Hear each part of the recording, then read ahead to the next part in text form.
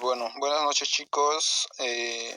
Mi nombre es Jonathan Sánchez Condori. A mí me tocó exponer sobre el capítulo 10 que habla de multicolinealidad.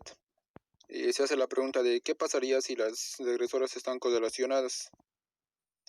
Para esto vamos a analizar el supuesto 8, que plantea que no existe multicolinealidad entre las regresoras incluidas en el modelo de regresión. Es decir, que las variables x deben ser linealmente dependientes, porque si x1 varía en algún número, x2 no puede variar lo mismo que x1, llegando a la conclusión de que no hay colinealidad exacta entre las variables x.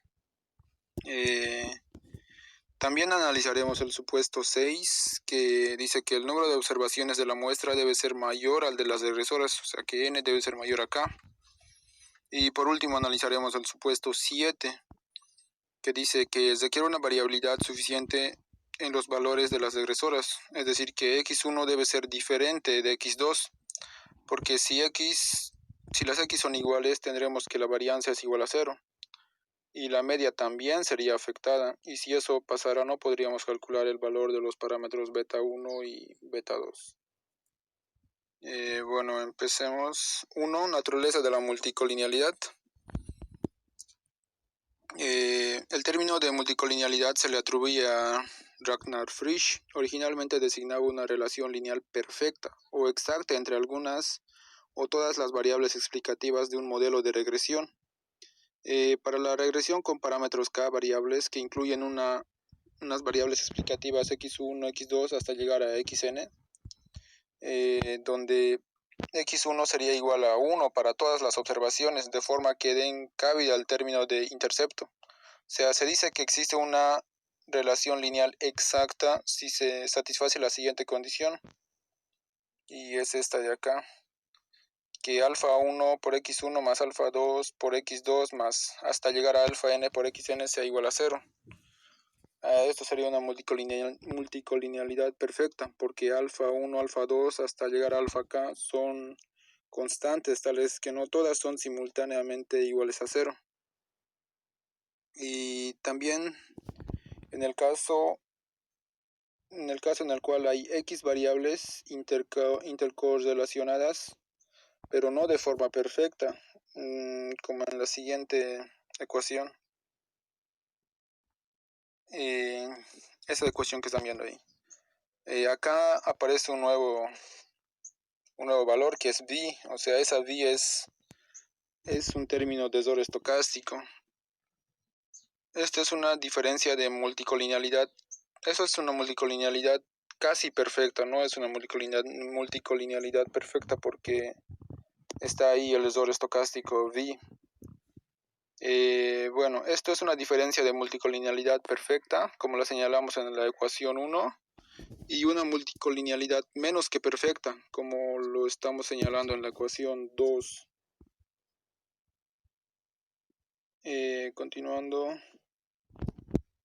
Para apreciar una diferencia entre multicolinealidad perfecta y multicolinealidad menos que perfecta, o sea, por ejemplo, que alfa 2 sea diferente de 0, entonces la ecuación 1 se escribiría como esta que están viendo ahí. Y en forma similar, o sea, que muestra la forma como x2 está exactamente relacionada de manera lineal con las otras variables, o como se deriva una combinación lineal de otras variables x. En esta situación, el coeficiente de correlación entre las variables x2 y la combinación lineal del lado derecho está obligado a ser igual a 1. Y ahora, comparando la ecuación 1 con la multicolinealidad perfecta, entonces la ecuación 2, que es la multicolinealidad menos que perfecta, en forma similar, si alfa 2 es diferente de 0, entonces la ecuación 2 se vería así, como están viendo acá.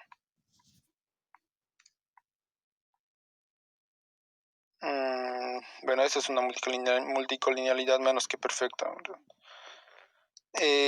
lo cual muestra que x2 no es una combinación lineal exacta de otras x, porque está determinada también con el término de desorden estocástico, la v. El grado de multicolinealidad se mide por la magnitud de la intersección del área sombreada de los círculos, como les voy a mostrar en el siguiente. Acá. Acá entre x2 y x3 en el primer cuadro que ven, no existe multicolinealidad, dada que x2 y x3 no están chocando con la ecuación. Y en el siguiente gráfico pueden ver que x2 y x3 están chocando, pero no tanto así con la ecuación y. Ahí se le puede decir que existe una colinealidad baja. Y acá en el tercer gráfico pueden ver que la x2 y la x3 están chocando ya de forma drásticamente más fuerte con la ecuación y. Acá se puede decir que existe una colinealidad alta. Ya. Pasando al siguiente, podemos decir que, bueno, hemos ido viendo que la multicolinealidad como lo hemos estado definiendo, se refiere solo a las relaciones lineales entre las variables x. Este concepto no aplica a las relaciones no lineales entre ellas. Bueno, a propósito, observando que la multicolinealidad, como la definimos, se refiere solo a las relaciones lineales entre las variables x.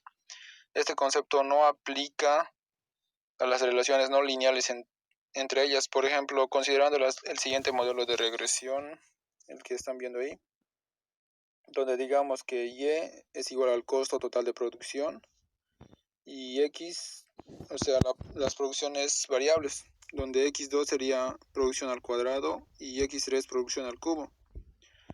Por supuesto, están funcionalmente relacionados con x y, o sea, las x no son linealmente independientes, están relacionados con la misma x, o sea, con el mismo producto, solo que están elevado al cuadrado, la x3 está elevado al cubo, y así no varían independientemente.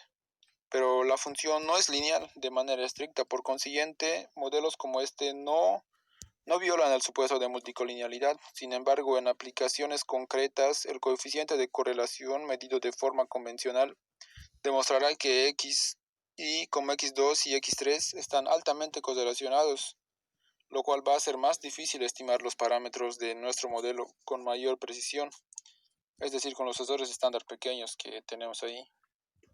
Existen diversas fuentes de multicolinealidad, como lo afirma Montgomery y Peck. La multicolinealidad puede deberse a los siguientes factores. Acá se los voy a mostrar. Uno, el método de recolección de información. Ese es un factor, o sea, por ejemplo, la obtención de muestras en un intervalo limitado de valores tomados por las regresoras en la población. Y bueno, el siguiente factor, 2, restricciones en el modelo o en la población objeto de muestreo, por ejemplo, en la regresión del consumo de electricidad sobre ingresos, x2 y el tamaño de las viviendas x3. Hay una restricción física en la población, pues las familias con ingresos más altos suelen habitar en viviendas más grandes que las familias con ingresos más bajos. O sea, las familias con mayores ingresos van a gastar más energía que las familias con menos ingresos. El factor número 3, especificación del modelo. Por ejemplo, la adición de términos polinomiales a un modelo de regresión, en especial cuando el rango es de la variable x es pequeña, digamos. Y bueno, el factor número 4, un modelo sobredeterminado. Esto sucede cuando el modelo tiene más variables explicativas que el número de observaciones. Bueno, otra razón para la multicolinealidad, sobre todo en los datos de series de tiempo, puede ser que las regresoras del modelo compartan una tendencia común, es decir, que todas aumenten o disminuyan a lo largo del tiempo. Bueno, saltando al número 2, estimación en presencia de multicolinealidad perfecta. Ahora vamos a estimar los parámetros en la presencia de la multicolinealidad perfecta y la multicolinealidad menos que perfecta, como lo hemos ido viendo en las ecuaciones que les he mostrado. Bueno, ya hablamos y además establecimos que en el caso de multicolinealidad perfecta, los coeficientes de regresión permanecen indeterminados y sucesores estándar son infinitos.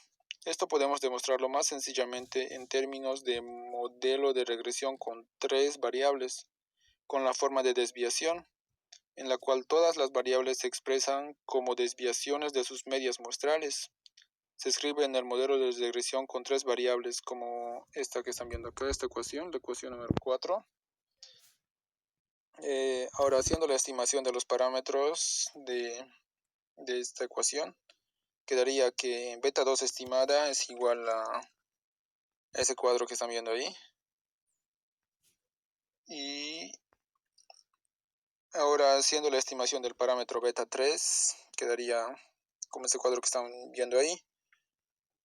Ahora, supongamos que x sea igual a alfa por x, donde alfa es una constante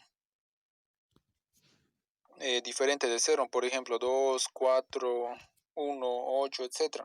Bueno, si sustituimos esto en la ecuación 5, tendremos que beta 2 estimada nos va a dar esto, ese cuadro que están viendo ahí.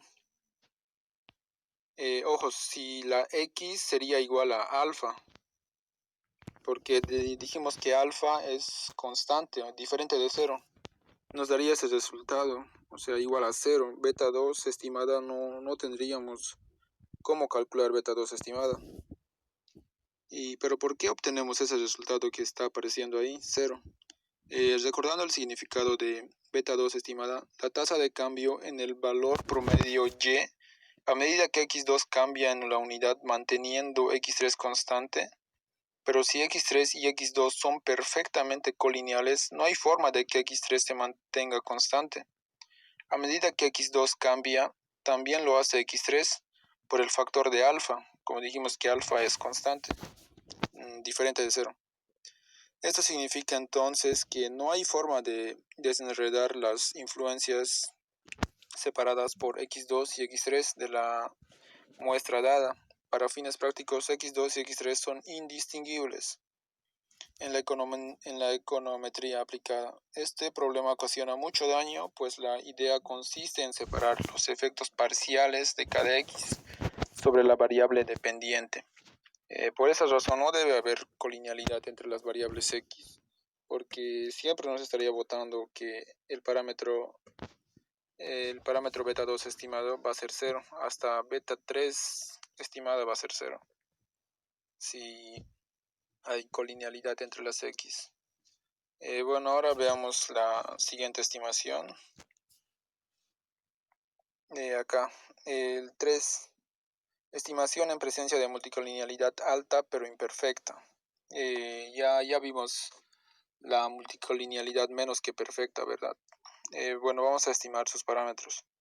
La situación de multicolinealidad perfecta es un extremo patológico. Por lo general no existe una relación lineal exacta entre las variables x. Con tal lo indica en el supuesto 8, en especial en la información económica relacionada con las series de tiempo. Por tanto, de regreso al modelo de 3 variables de forma de desviación, dado en el modelo que vimos, que ya vimos en el modelo de multicolinealidad menos que perfecta, donde se incluye el error estocástico.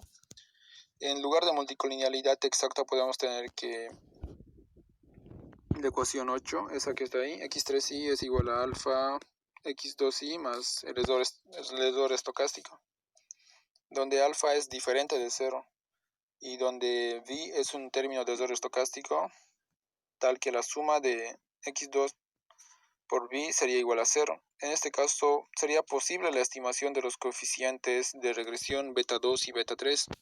Por ejemplo, al sustituir en nuestra ecuación 8, en la ecuación 5 tendremos que nos va a salir este resultado que están viendo ahí. El parámetro beta 2 sería igual a eso.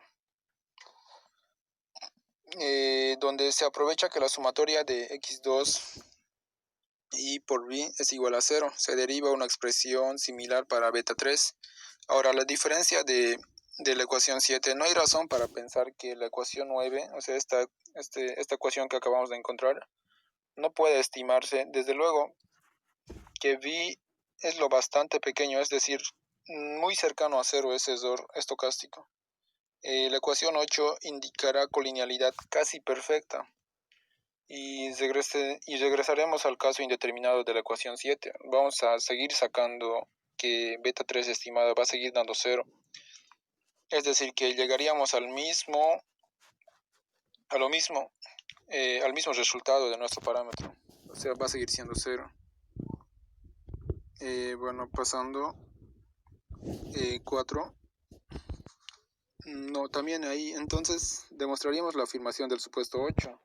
El cual nos decía que no hay colinealidad entre las variables x, o no debería haber.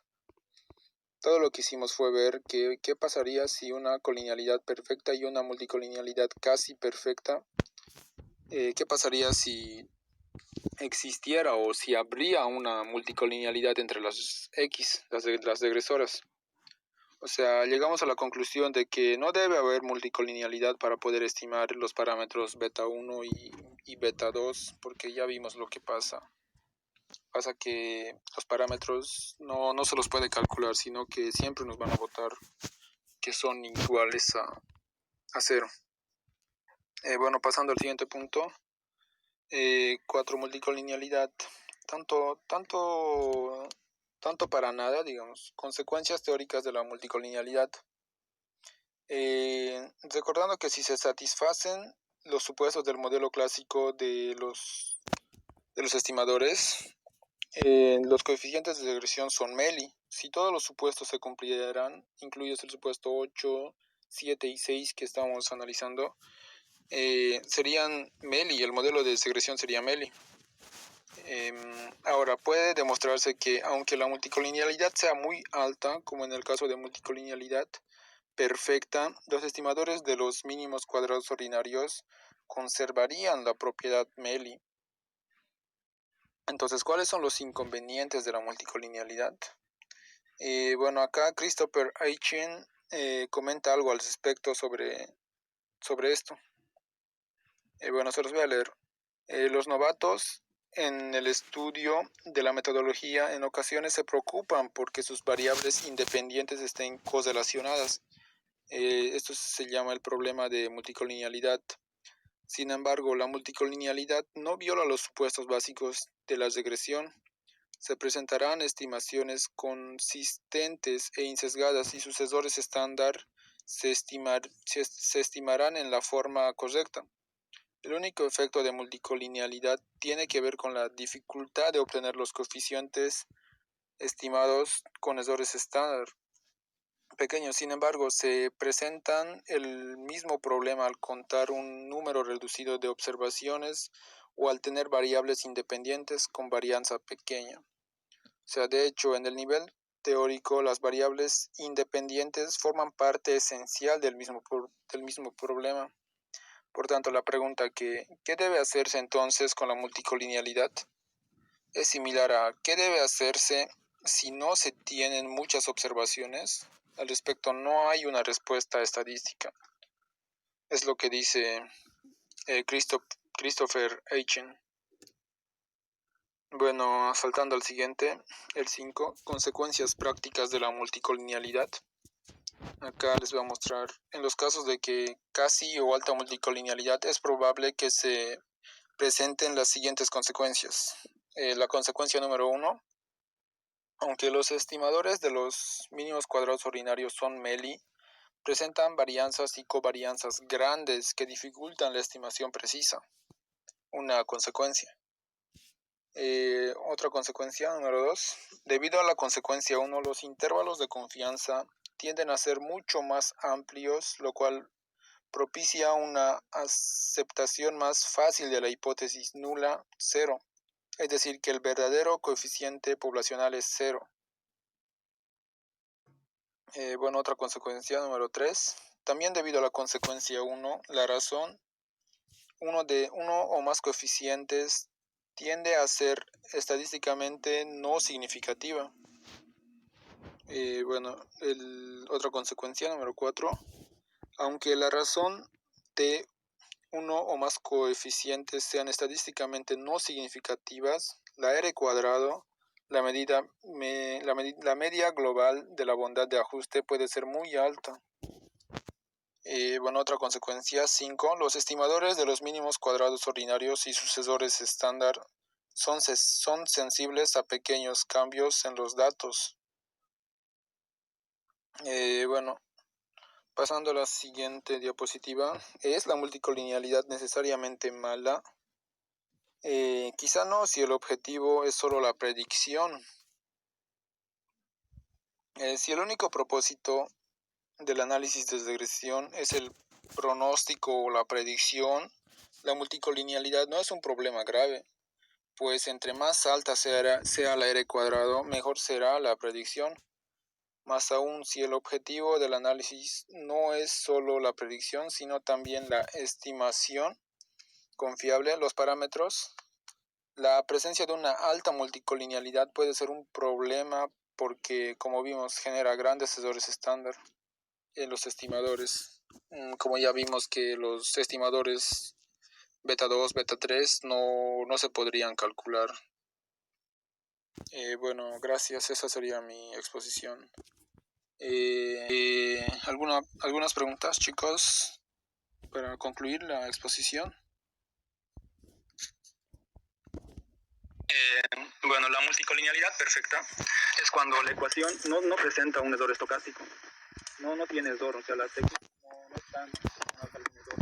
En cambio, la multicolinealidad imperfecta es cuando existe un error estocástico. Hay un error y a partir de eso todavía podemos estimar el parámetro, cualquier parámetro que queramos estimar. ¿Otra pregunta?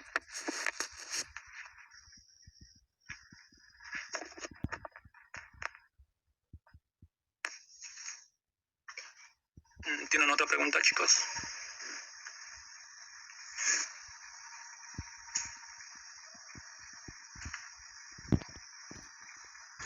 Entonces, sí, por favor.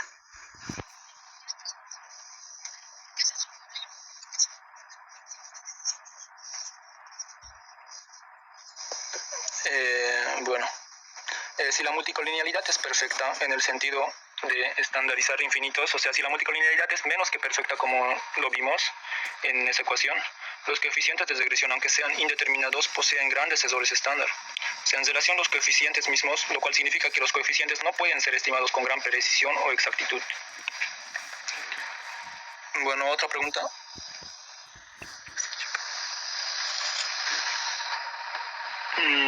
Chicos, voy a cortar la grabación.